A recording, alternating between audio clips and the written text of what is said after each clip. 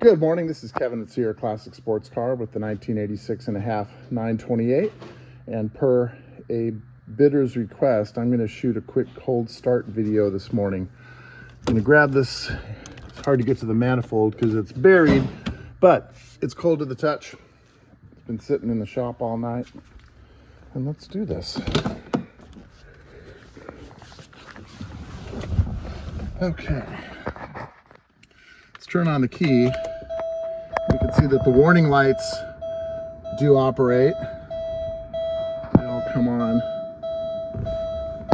Make sure we are in neutral. And let's start this up.